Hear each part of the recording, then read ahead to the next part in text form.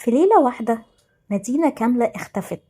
مش فيلم ولا أسطورة، دي حكاية حقيقية حصلت من أكتر من 2000 سنة. مدينة اسمها بومباي.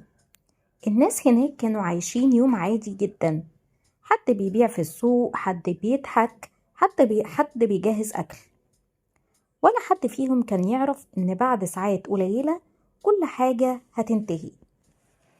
كان في جنبهم جبل اسمه فيزوف، الناس متعودة عليه وشايفاه جزء طبيعي من حياتهم. لحد اليوم ده فجأة الجبل انفجر. مش انفجار عادي، سما سودا غطت المكان، رماد في كل حتة ونار نازلة من الجبل بسرعة مرعبة.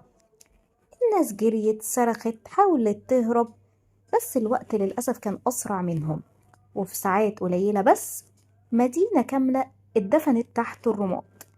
الغريب إن المدينة دي فضلت مستخبية لمئات السنين لحد ما اكتشفوها بعد كده، ولقوا حاجة صدمت العالم كله.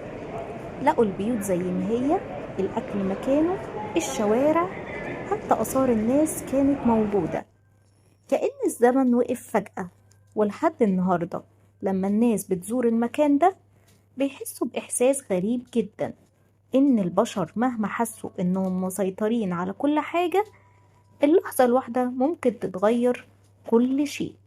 بس أكتر حاجة شدتني في القصة دي مش البركان، لكن فكرة تانية خالص. إن أغلب الناس اللي ماتوا يومها كانوا فاكرين إن عندهم وقت عشان يأجلوا، وقت عشان يصلحوا حياتهم، وقت عشان يقولوا اللي جواهم. بس الحقيقة إحنا ما نعرفش الوقت قد إيه، وعشان كده أوقات لازم نعيش بشكل حقيقي دلوقتي مش بعدين. قول الكلمة اللي نفسك تقولها، ابدأ الحاجة اللي خايف منها، وعيش اللحظة اللي انت فيها فعلا. لأن أسوأ حاجة ممكن تحصل إن الحياة تخلص قبل ما تبدأ نعيشها أصلا. وأنا هحكي لك للفكرة.